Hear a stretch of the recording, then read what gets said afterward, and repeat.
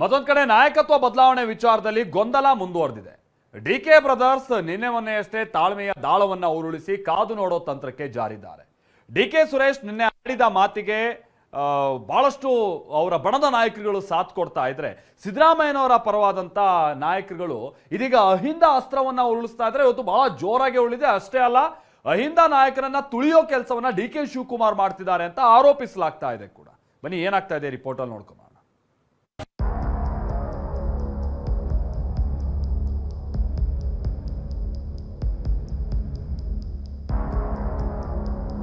ತಾಳ್ಮೆ ವ್ಯೂಹ ರಚಿಸಿದ DK team Siddu ಬಣದಿಂದ Ahinda ದಾಳ.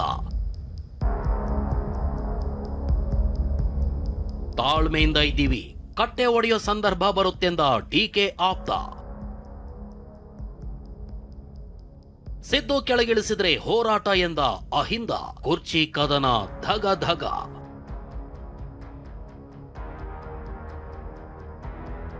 ಆಟ ನಿಂತಿಲ್ಲ, ಕ್ರಾಂತಿ ಮುಗಿದಿಲ್ಲ.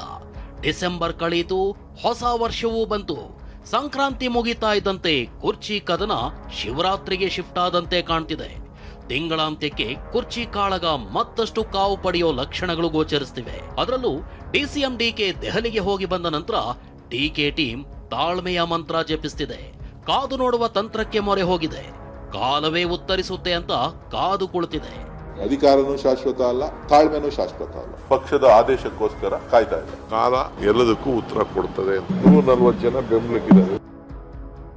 ಅಧಿಕಾರನೂ ಶಾಶ್ವತವಲ್ಲ, ತಾಳ್ಮೆನೂ ಶಾಶ್ವತವಲ್ಲ, ಕಾಲವೇ ಉತ್ತರ ಕೊಡುತ್ತೆ ಅಂತ ಡಿಕೆ ಬ್ರದರ್ಸ್ ಮಂತ್ರ ಜಪಿಸ್ತಾ ಇದ್ದಂತೆ ಡಿಕೆ ಬಣ ಕೂಡ ಸಹನೆಯ ಮೊರೆ ಹೋಗಿದೆ. ಡಿಕೆ ತತ್ವದಂತೆ ತಾಳ್ಮೆಯಿಂದ ಇದ್ದೀವಿ ಅಂದಿರೋ ಶಿವಗಂಗಾ ಬಸವರಾಜ್ ಕಟ್ಟೆ ಒಡೆಯೋ ಸಂದರ್ಭನೂ ಬರುತ್ತೆ ಅಂತಾನೂ ಹೇಳಿದ್ದಾರೆ.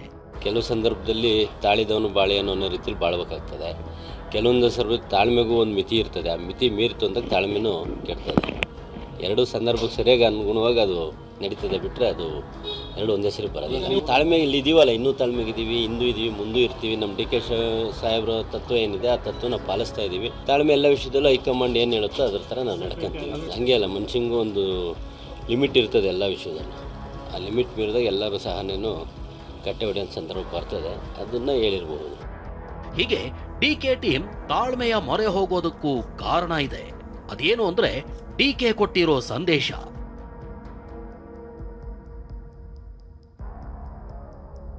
ವಿಷಯ ಏನು ಅಂದ್ರೆ, ಇಂದು ಡಿಕೆ ಆಪ್ತ ಶಾಸಕರೆಲ್ಲ ಪ್ರತ್ಯೇಕ ಸಭೆ ಸೇರುವ ಚರ್ಚೆ ನಡೆದಿತ್ತು. ಖಾಸಗಿ ಹೋಟೆಲ್ನಲ್ಲಿ ಪ್ರತ್ಯೇಕ ಸಭೆ ಸೇರಿ ಮುಂದಿನ ತಂತ್ರಗಾರಿಕೆ ಬಗ್ಗೆ ಚರ್ಚಿಸುವ ಪ್ಲಾನ್ ಮಾಡಲಾಗಿತ್ತು. ಆದರೆ ಡಿಕೆ ಕೊನೆ ಕ್ಷಣದಲ್ಲಿ ಸಭೆ ಸೇರದಂತೆ ಸೂಚನೆ ಕೊಟ್ಟಿದ್ದಾರೆ ಎನ್ನಲಾಗಿದೆ. ಹೀಗಾಗಿ ಇವತ್ತು ನಡೀಬೇಕಿದ್ದ ಮೀಟಿಂಗ್ಗೆ ಬ್ರೇಕ್ ಬಿದ್ದಿದೆ. ಆಪ್ತರೊಂದಿಗೆ ಮಾತನಾಡಿರೋ ಡಿಕೆ, ಹೈಕಮಾಂಡ್ನಿಂದ ಸಕಾರಾತ್ಮಕ ಸ್ಪಂದನೆ ಸಿಗ್ತಿದೆ. ಸದ್ಯಕ್ಕೆ ಯಾವುದೇ ಸಭೆ, ಬಹಿರಂಗ ಹೇಳಿಕೆಗಳು ಬೇಡ. ಅಧಿವೇಶನದ ಸಂದರ್ಭದಲ್ಲಿ ತಪ್ಪು ಸಂದೇಶ ಹೋಗುತ್ತೆ ಅಂತ ಸಲಹೆ ಕೊಟ್ಟು ವಿದೇಶಕ್ಕೆ ತೆರಳಿದ್ರು. ಪ್ರತ್ಯೇಕ ಸಭೆಯನ್ನೇ ವಿಪಕ್ಷಗಳು ವಿಶೇಷ ಅಧಿವೇಶನದಲ್ಲಿ ಅಸ್ತ್ರ ಮಾಡಿಕೊಳ್ಳಬಹುದು. ಇದರಿಂದ ಹೈಕಮಾಂಡ್ ಕೆಂಗಣಿಗೆ ಗುರಿಯಾಗೋ ಆತಂಕದಲ್ಲಿ ಬಂಡೆ ಎಚ್ಚರಿಕೆಯ ಹೆಜ್ಜೆ ಇಟ್ಟಿದ್ದಾರೆ. ಹೀಗಾಗಿಯೇ ಹೈಕಮಾಂಡ್ ಮಧ್ಯ ಪ್ರವೇಶಿಸಬೇಕು ಅಂತ ಒತ್ತಾಯಿಸಿದ್ದಾರೆ. ಕುರ್ಚಿ ಬಿಟ್ಕೊಡೋದು ಸುಲಭ ಅಲ್ಲ. ಯಾಕೆಂದರೆ ಗ್ರಾಮ ಪಂಚಾಯತ್ ಅಧ್ಯಕ್ಷರೇ ಒಂದು ಕುರ್ಚಿ ಬಿಟ್ಕೊಡೋಕೆ ಯೋಚನೆ ಮಾಡೋ ಸಂದರ್ಭದಲ್ಲಿ ಯಾರೇ ಒಬ್ಬ ವ್ಯಕ್ತಿ ಅಷ್ಟು ಸುಲಭ ಕುರ್ಚಿ ಬಿಟ್ಕೊಡೋದಿಲ್ಲ. ಆದರೆ ನನಗೇನು ಇಲ್ಲಿ ಮುಖ್ಯಮಂತ್ರಿ ವಿಷಯದಲ್ಲಿ ಹಂಗೆ ಅನ್ಸಲ್ಲ. ಬಂದು ಮಧ್ಯದಲ್ಲಿ ಬಗೆಹರಿಸಬೇಕು ಅನ್ನೋದು ನಾನು ಹೈಕಮಾಂಡಿಗೆ ನಾನು ಮನವಿ ಮಾಡಿದ್ದೀನಿ. ಅದಾದ್ಮೇಲೆ ಒಂದಿಬ್ಬರು ಶಾಸಕರು ಮನವಿ ಮಾಡಿದ್ದಾರೆ ಅಂತ ನಾನು ನೋಡಿದ್ದೀನಿ ಟಿ ವಿಲಿ. ಈಗ ಹೈಕಮಾಂಡೇ ಮಧ್ಯಪ್ರವೇಶ ಮಾಡಬೇಕು. ಒಂದು ಮುಂದುವರಿಸ್ತಾರೆ 5 ವರ್ಷನ, ಅಥವಾ ಇನ್ನೊಂದು ಅದ್ರ ಮುಂದೆ 5 ವರ್ಷ ನಾವೇ ಬರ್ತೀವಿ ಅಂತ ಪದೇ ಪದೇ ನಾವು ಹೇಳ್ತಾ ಇದ್ವಿ. ಅದನ್ನು ಸೇರಿ ಮುಖ್ಯಮಂತ್ರಿ ಅಭ್ಯರ್ಥಿ ಘೋಷಣೆ ಮಾಡೋದು ನಮ್ದೇನು ತಪ್ಪಿಲ್ಲ. ಸಿಎಂ ಬೆಂಬಲಿಸಿದ ಅಹಿಂದ ಪಡೆಯಿಂದ 5 ಕಡೆ ಸಮಾವೇಶ.